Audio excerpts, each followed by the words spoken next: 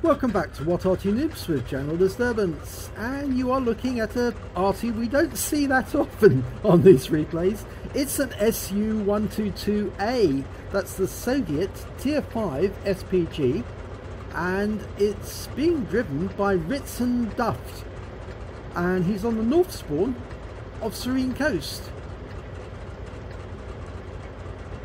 Now I say it's a very unusual SPG because it's got a very narrow arc of fire, which means that whenever you're aiming at a target, if it moves out of that arc, you get a big bloom on the aiming reticule, which makes it very difficult to hit targets.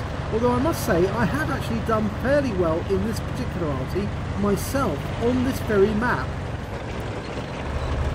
and firing at targets near whereby Ritson Duft is actually located at the moment. You see, he's actually using the 152mm D1 gun, and of course that's quite an effective gun. It's a gun that actually carries stun and can do a lot of damage to the enemy. Okay, he's extended his aim.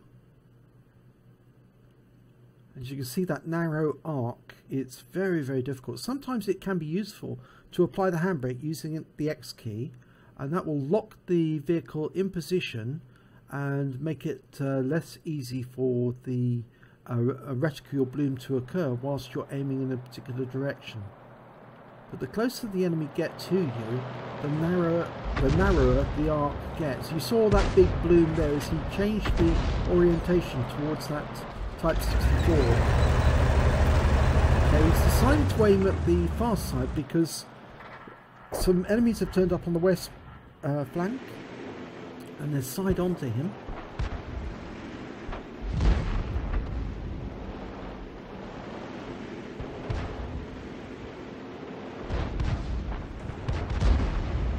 There's a heavy engagement going on there, but the tanks are relatively stationary, so it should make it easy for him to get some hits. Rounds out.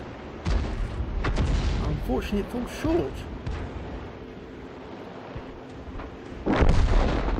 Let's go through the load cycle.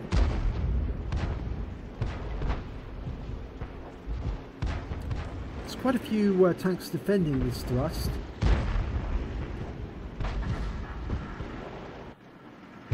Okay, he's switched to battle assistant view, and it looks like he's going to go for that Excelsior. He's almost loaded. His aim's dialed in, but no, he switches at the last second, and he's firing. Well, he was firing, I think, at that 3601 and the M4A3. But it looks like the shell overshot. You can see the splash occurred against the cliff face, just at the edge of the cliff face. So again, RNG not working in his favour. And they are pressuring the forces, but they don't seem to be getting very far. A T-37 is suffering, but the enemy are losing tanks. He's loaded, rounds out, and again he gets a stun on the M4, but again the shell overshoots, it just goes long. I think it might be easier for him to aim at the 3601, and the shell overshoots, it will go directly into the M4.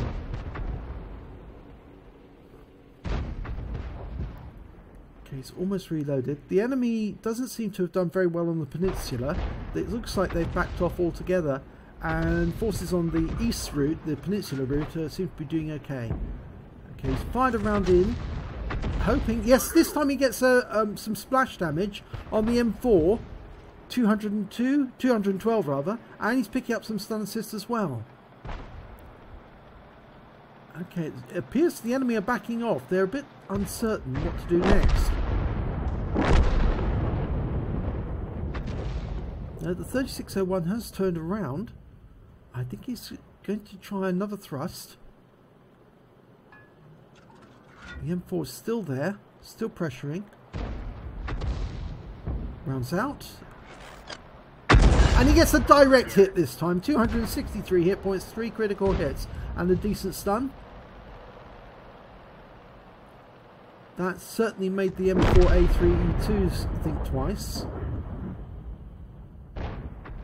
Unfortunately, they lost the Matilda 4 in the process, and the 3601 is using that wreck for cover, the wreck of the Poodle. Yeah, he's trying to push the wreck along as he goes, but he just really hasn't got the power to actually shift a medium. And so, unfortunately, Ritson doesn't get a good hit there. It actually lands some way further off than the 3601. Hits the bank.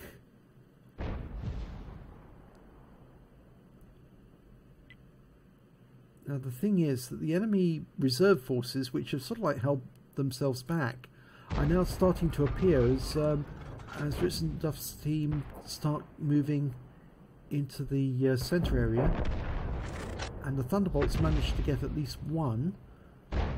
The M4A3E2 is backing off as well. He's realised the danger from that Thunderbolt coming up.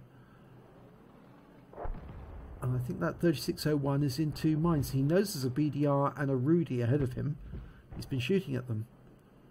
But I think he also knows that if he stays there, he's going to get another Arty round into him. Also, the east flank assault has actually moved into the enemy area now, and that's, I think, maybe distracting the people up front, because they may realise their cap is in peril.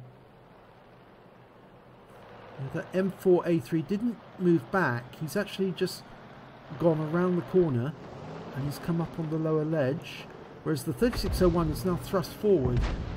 He's got a round out there, Ritson, and he does get a hit this time, but it's just a splash. I think the round went over the top of the 3601, exploded behind, but it does look as if it's tracked him. I think it tracked him.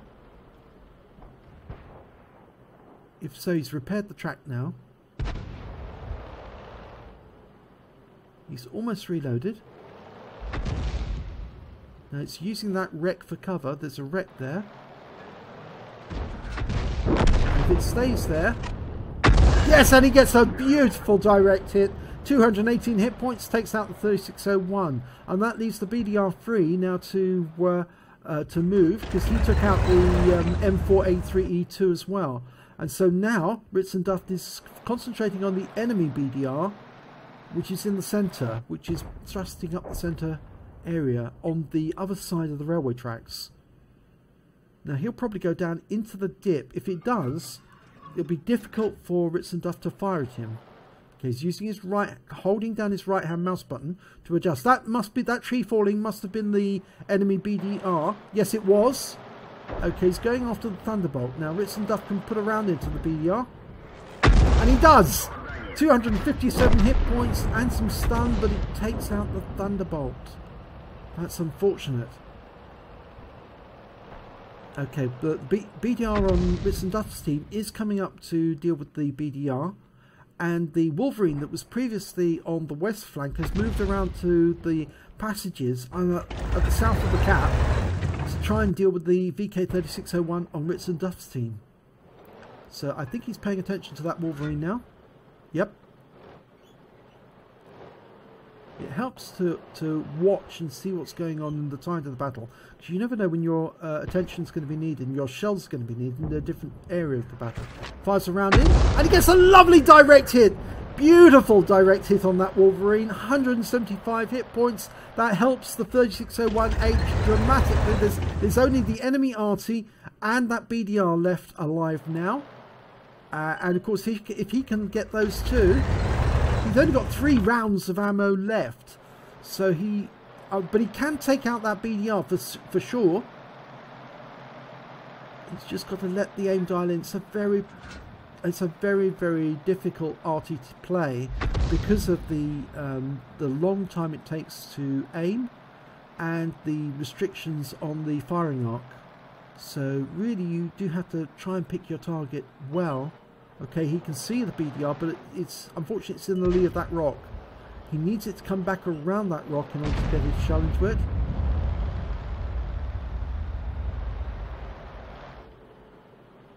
Now, he might be able to hit it now. He might be able to get a shell over the rock, but unfortunately that was the 3601 being taken out by the enemy Grilla. Okay, fires a round in, and he kills the Grilla! 208 hit points. That was a really good shot, that. Even though it was done almost on the fly and with quite a large reticule, he still managed to get that good hit. Okay, the BDR's still there, and the BDR takes out the BDR on Ritz and Duff's team. Ooh, now, so this just leaves the BDR and an AT2, which is just a short way, it's in the village, and possibly might be in sight of the BDR on the enemy team. So Ritz and Duff's going to have to make a move. He's only got 1 round of ammo left. That's the problem with that 152, you see. It doesn't have that many rounds of ammo to start with.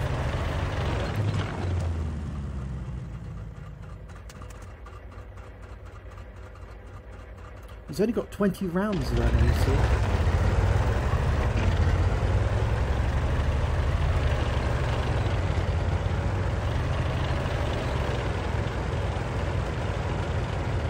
The shells are fairly cheap, they're only 608 credits a piece, but with only 20 rounds you really are sort of like in the same realms as the Object 261, which only has 18 rounds of ammunition. And that makes it very, very difficult for the player because he has to pick his targets exceptionally well. And it doesn't really matter that Ritz and Duff is actually knocking down buildings here because the BDR can't see what he's actually doing, can't see the instruction.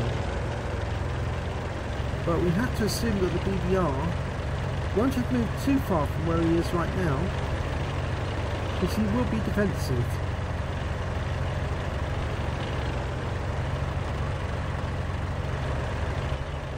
Oh, he's been spotted. He has moved.